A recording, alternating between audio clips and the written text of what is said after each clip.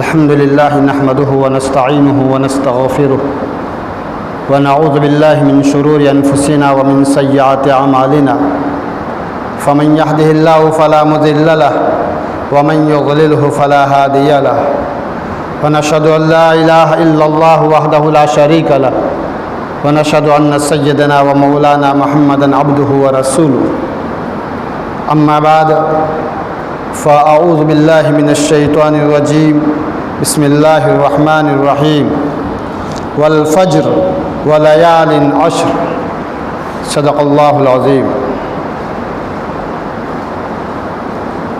قابل قدر عزیز بزرگوں، اللہ جل جلالہ عما نوالہ نے ہمیں ذی الحجہ کا مہینہ عطا فرما کر کے ایک چانس اور دے دیا، ایک موقع اور دے دیا کہ وہ 14ویں صدی میں جینے والے میرے بندو، تم اگر فتنوں کے دور میں اگر چل رہے ہو، ایسے دور کے اندر میں بھی تمہارا کرتا درتا میں ہی ہوں۔ میں جہاں حفیظ میری صفت پہلی صدی میں تھی تو آج بھی میں حفیظ ہوں، اگر میں عزیز پہلی صدی میں تھا تو آج بھی میں عزیز ہوں، جن ناموں کے ساتھ میں پہلی صدی میں تھا آج بھی میں انہی ناموں کے ساتھ میں ہوں۔ بس تم اپنی زندگی کو بنا کر کے مجھ سے قریب ہو جاؤ، تمہارا میرا تعلق اتنا مضبوط کر لو کہ رات کی تنہائی میں بھی اور بڑے مارکیٹ اور منڈی میں بھی اگر تمہیں کوئی ضرورت ہو تو تمہیں اسباب کے بجائے مسبب الاسباب یاد آئے۔ تعلق صحیح کر لو، آتا ہے من کان للہ کان اللہ لہ، جو اللہ کا ہو گیا اللہ اس کا ہو گیا۔ اللہ کا بننے کے لیے اللہ نے جو اعمال دیے ہیں ان اعمالوں کا اہتمام کرنا، اعمالوں پر یقین کی بنیاد پر جمنا۔ یہ ذی الحجہ کا مہینہ حدیث کے اندر میں آتا ہے کہ یہ ذی الحجہ کا یہ عشرہ پہلی ذی الحجہ سے لے کر 10 ذی الحجہ تک، جس کے بارے میں کلام پاک میں اللہ نے فرمایا وَلَيَالٍ عَشْرٍ، 10 راتوں کی قسم، ان 10 راتوں کی قسم کھا کر کے آگے آنے والا مضمون اللہ تعالیٰ بیان فرما رہے ہیں۔ ہم جانتے ہیں جس بات کی قسم کی کھائی جاتی ہے وہ کتنی اہم اور قیمتی ہوتی ہے، حالانکہ مالک الملک باری تعالیٰ کو کوئی قسم کھانے کی ضرورت نہیں تھی، لیکن قسم کھائی بھی تو کس بات کی قسم کھائی؟ 10 راتوں کی قسم کھائی، اور یہ 10 راتیں یہ پہلی ذی الحجہ سے لے کر 10 ذی الحجہ تک کی رات۔ آتا ہے کتابوں کے اندر میں، حدیث کے اندر میں، حضرت عبداللہ رضی اللہ تعالیٰ عنہ روایت فرماتے ہیں، آپ نے فرمایا کہ ان 10 دنوں کے اندر میں اللہ تعالیٰ کو کی ہوئی عبادت دوسرے دنوں کے اور دوسرے مہینوں کے مقابلے میں اللہ کو بہت محبوب ہے۔ اللہ نے ایسی گھڑیاں اور ایسے مہینے اور ایسے ایاموں کی نسبت اعمالوں کے ذریعے سے بڑھا دی، نسبت کے ذریعے سے۔ جیسے رمضان کا مہینہ، رمضان کے متعلق اللہ تعالیٰ نے فرمایا رمضان شہر رمضان میرا مہینہ ہے، رمضان و شہری، رمضان میرا مہینہ ہے۔ اب اندازہ لگاؤ، اسی طریقے سے یہ ذی الحجہ کے متعلق بھی ہم اپنے عقل سے سوچ سکتے ہیں ان دنوں کے اندر میں اللہ تعالیٰ نے کتنی عبادتوں کو جمع کیا ہے کہ جو پورے سال میں دوسرے دنوں میں ادا نہیں کی جاتی۔ حج کے جو اعمال ہیں، حج کے اعمال جو اللہ نے فرض کیے، یہ انہی ذی الحجہ کے اندر میں ادا کیا جا رہا ہے۔ عرفہ کا روزہ اور عرفہ کی فضیلت جو بتائی گئی وہ اسی 9 ذی الحجہ کو کہا جا رہا ہے۔ آتا ہے کتابوں کے اندر میں پہلی ذی الحجہ سے لے کر کے 9 ذی الحجہ تک ہر دن کا روزہ 1 سال کے روزے کے برابر ہے۔ ہر دن کا روزہ 1 سال کے روزے کے برابر ہے۔ اگر 4 روزے رکھے گویا کہ 4 سال کے روزے رکھے، 7 روزے رکھے 7 سال کے روزے رکھے۔ کتنی کم عمر کے اندر میں اگر آدمی اپنے نامہ اعمال میں پراپرٹی بنانا چاہے اور اپنی نیکیوں کا انبار جمع کرنا چاہے تو یہ مختصر عمر کے اندر میں یہ کتنی ساری نیکیاں کو جمع کر سکتا ہے کہ 1 دن کا روزہ 1 سال کے روزے کے برابر ہے۔ اور 9 ذی الحجہ کا روزہ وہ اگلے اور پچھلے سال کے صغائر گناہ کو معاف کر دیتا ہے۔ صغیرہ گناہوں کو اگلے اور پچھلے دونوں سالوں کے گناہ اس کے معاف کر دیے جاتے ہیں۔ اگر انسان صحیح معنوں میں اپنے آپ کو مجرم سمجھتا ہے اور یہ سمجھتا ہے میں گنہگار ہوں، مجھ سے گناہ ہوئے ہیں اور اپنے گناہوں کو معاف کروانا چاہتا ہے، اس سے بڑا قیمتی چانس کون سا ہو سکتا ہے کہ آدمی 1 دن کا روزہ رکھ لے، یقین کی بنیاد پر اللہ اس کے گناہوں کو معاف کرے گا، اللہ اس کے گناہوں کو معاف کرے گا۔ اس کی راتیں ذی الحجہ کی یہ 10 راتیں شب قدر کی راتوں کے برابر ہے۔ ایک شب قدر کو ڈھونڈنے کے لیے، ایک شب قدر کو ڈھونڈنے کے لیے آدمی کتنا جدوجہد کرتا ہے، کتنی محنت کرتا ہے پورے عشرے کا، اور بہت سارے اللہ کے نیک بندے پورے مہینے کا اعتکاف کرتے ہیں۔ اس لیے کہ روایتوں میں فرمایا پورے مہینے کے اندر میں بھی بتایا جاتا ہے، ہو سکتا ہے پہلے عشرے میں ہو، رمضان کے پہلے عشرے میں ہو، دوسرے عشرے میں ہو، تیسرے عشرے میں ہو، پورے مہینے کا اعتکاف کیا جا رہا ہے ایک شب قدر کو حاصل کرنے کے لیے۔ یہ ذی الحجہ کی یہ 10 راتیں شب قدر کی راتوں کے برابر ہے۔ عید کی راتوں میں جو آدمی جاگتا ہے اور اللہ کی طرف متوجہ ہوتا ہے، یہ آنے والے فتنے فرمایا یہ اس کا جب سب کے دل مر جائیں گے اس کا دل نہیں مرے گا۔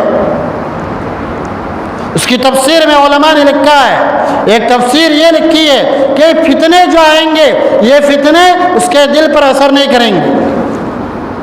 اگر ہم اپنے آپ کو فتنوں سے بچانا چاہتے ہیں اور ہم یہ مانتے ہیں کہ ایک کے بعد دوسرا، دوسرے کے بعد تیسرا، یکے بعد دیگرے فتنے آتے چلے جاتے ہیں، ان فتنوں سے کیسے بچا جائے؟ تو ان فتنوں سے بچنے کے لیے یہ اعمال ہے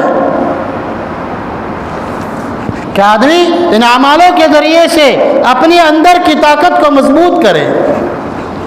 ان 10 دنوں کے اندر میں اللہ کی کی ہوئی عبادتیں اللہ کو بہت محبوب ہے کہ آدمی 10 دن مشق کر کے اور محنت کر کے اپنے اندر میں اس بات کا مزاج بنائے۔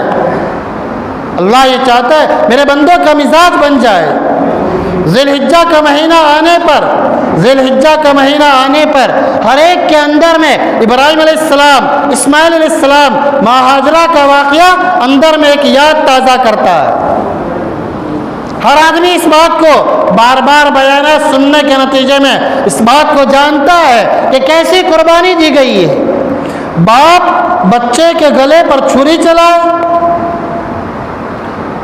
اور وہ اکلوتا بیٹا جو بڑی تمناؤں کے بعد ملا، اور باپ تو چلائے ماں بھی تیار کر کے بھیجے، کیا قربانی ہے! لیکن اللہ کے حکم کے سامنے ساری چیزیں نچھاور تھی، ساری چیزیں قربان تھی۔ اللہ کے حکم کو اپنے دلوں کے اندر میں بٹھایا تھا اور اس بات کو دلوں میں بٹھایا تھا میری اور میرے آنے والی نسلوں کی کامیابی اللہ کے حکموں کو پورا کرنے میں ہے۔ اس بات کو دل میں بٹھایا تھا جس کے نتیجے میں اللہ کے حکم کے سامنے اولاد بھی کچھ نہیں۔ آج ہم نے کہا مال اور اولاد فتنہ ہے، مال اور اولاد فتنہ ہے۔ ہم جہاں دوسرے فتنوں سے ڈرتے ہیں اور ہم یہ سمجھتے ہیں کہ یہ کتنے سارے فتنے آ رہے ہیں، لیکن قرآن جسے کہہ رہا ہے مال اور اولاد فتنہ ہے۔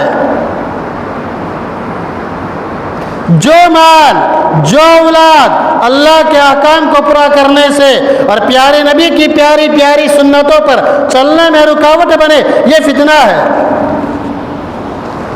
آج ہم دیکھیں ہماری اولاد کی تربیت کے چکر میں اور اولاد کی پرورش کے چکر میں ہم اولاد کی محبت کے خاطر کتنے احکام کو ضائع کر رہے ہیں۔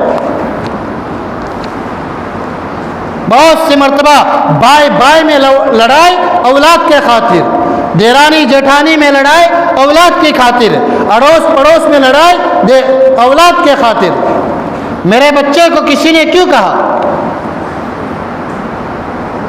یہاں تک کہ اولاد کی خاطر بچے کے دادا اور دادی سے بھی بگاڑنا آسان ہو جاتا۔ یہاں تک کہ جن بچوں کو جہاں دینی تعلیم دی جاتی ہے، جہاں پورے انسان بنانے کی محنت کی جاتی ہے، اس بچے کے مشفق استاد سے بھی بگاڑنا ہمارے لیے آسان ہے۔ اس استاد سے بھی بڑھ جانا اور ان سے جگڑ جانا یہ ہمارے لیے آسان ہے۔ میرا بچہ پڑھے نہ پڑھے، میرے بچے کی زندگی میں دین آئے یا نہ آئے، لیکن آپ اسے اف نہیں کہہ سکتے۔ یہ اولاد کی خاطر، اس اولاد کی خاطر ہم ہر ایک سے بگاڑنا ہمارے لیے آسان۔ حالانکہ یہی اولاد اگر صحیح راستے پر چلی اور دینی زندگی بنی تو یہ ماں باپ کے لیے قبر میں سوتے ہوئے ان کے اکاؤنٹ میں ان کے اعمال آئیں گے۔ اور اگر اولاد غلط راہ پر چلی تو یہ جتنی بھی زندگی میں غلطیاں کرے گا اور جتنی بھی لذتیں لٹے گا اور جتنی بھی عیاشی کرے گا، یہ ساری خرابیوں کا پھل ماں باپ کو قبر میں بھگتنا ہے۔ نیک اعمال میں اولاد نیت کرے یا نہ کرے پھر بھی اس کا ثواب ماں باپ کو ملے گا، اور غلط اعمال میں بھی یہ اولاد کسی بھی راستے پر چلے ماں باپ کو اسے بھگتنا ہے۔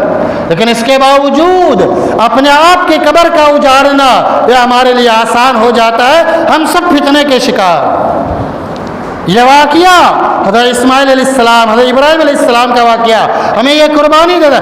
اولاد کی محبت کا ایک بارڈر ہے، اس لیے کہا دین دو چیزوں کا نام ہے، دین دو چیزوں کا نام ہے، حقوق اور حدود۔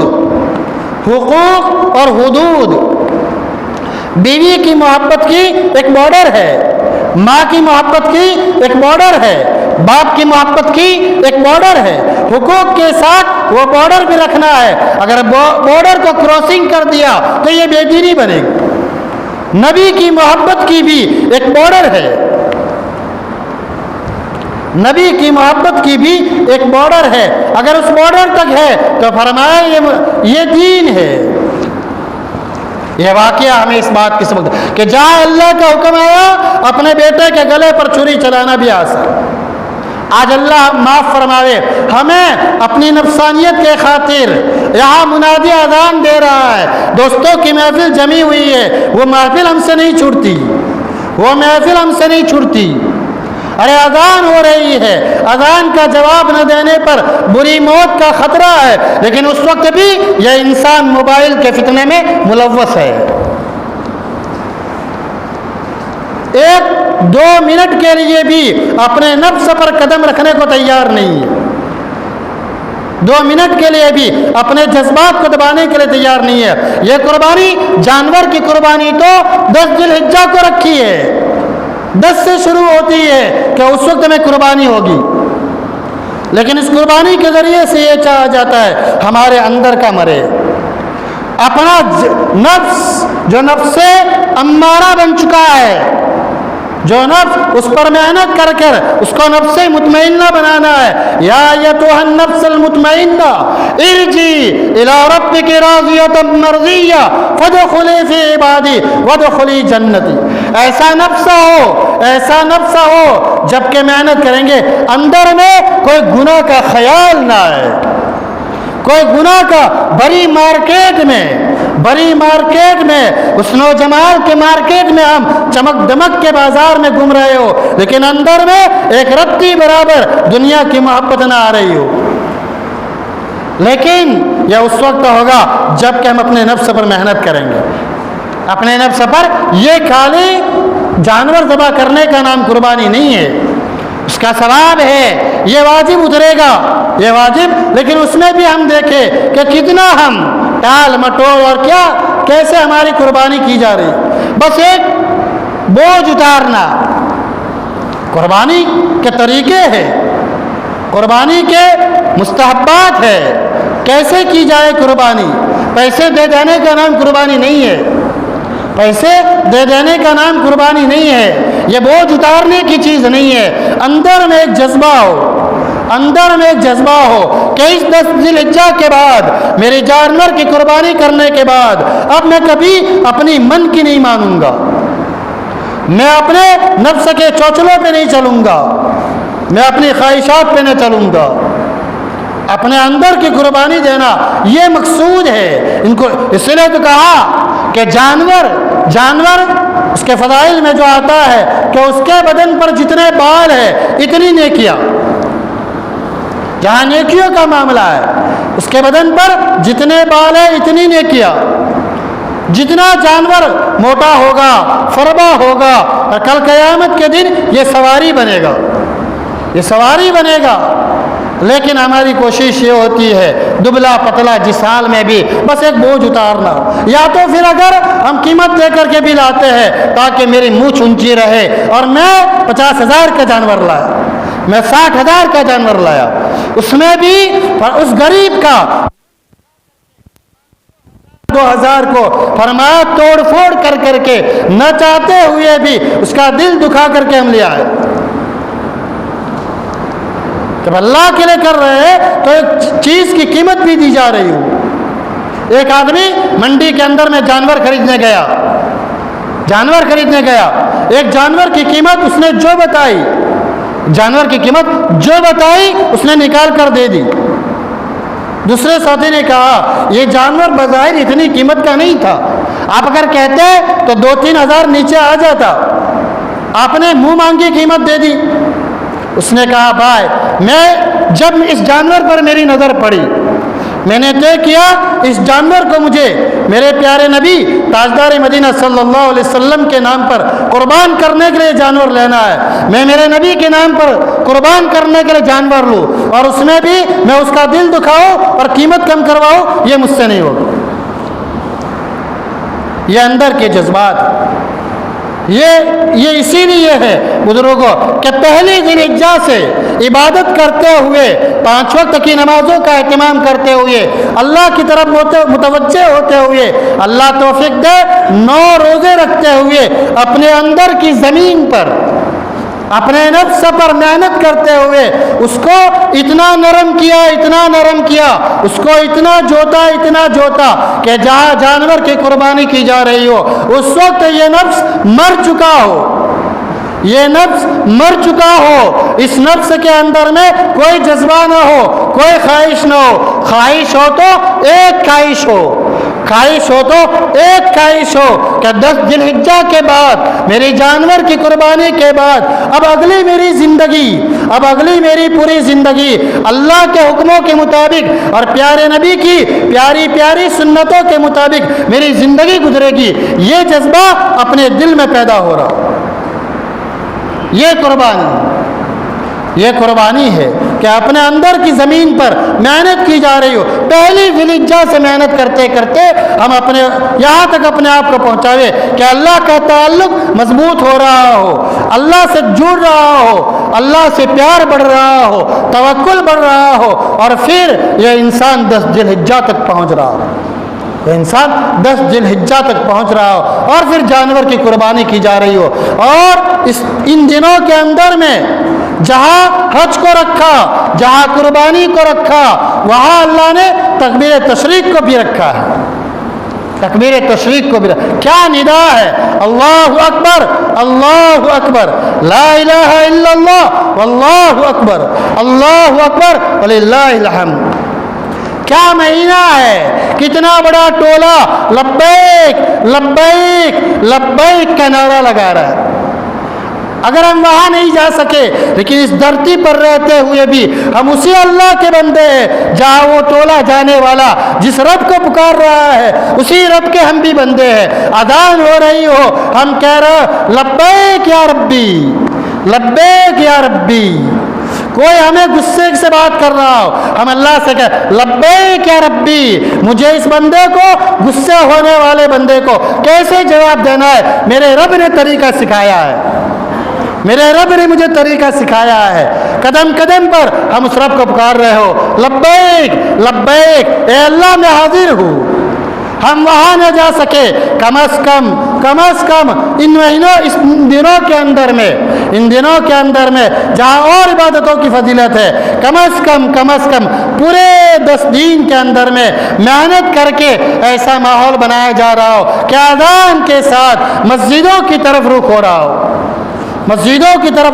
ہو اور اللہ کی طرف متوجہ ہوئے جا رہے ہو. مستورات بھی اللہ کی طرف متوجہ ہو رہی ہو. میرے اللہ نے مجھے بلایا ہے 10 دن تو ہم یہ مشق کریں کہ میرے اللہ نے بنایا ہے مجھے تمام کاموں کو چھوڑنا ہے. 10 دن کے لیے اذان کے ساتھ مجھے مسجد کا رخ کرنا ہے. عزیز بزرگوں, اللہ کو راضی کرنے کے لیے اعمال اپنی زندگی میں لانا ہے. اعمالوں کو اور اعمالوں میں بنیادی عمل نماز ہے. آج امت کا بہت بڑا طبقہ نماز سے دور ہے. عزیز بزرگوں, اس کے بغیر ہم کامیاب کیسے ہوں گے؟ کامیاب نہیں ہو سکتے. اور ہم اس بات پر مطمئن نہ ہو میں تو نماز پڑھ لیتا ہوں, میں تو نماز نہیں پڑھ لیتا. جو میں بھی نماز پڑھتا ہوں عزیز بزرگوں قرب و جوار میں دیکھے, اپنے گھر میں دیکھے نماز کی کیا حالت ہے. مسجدیں ویران ہوتی چلی جا رہی ہے. اس لیے ان دنوں کے اندر میں آج پہلی ذی الحجہ ہو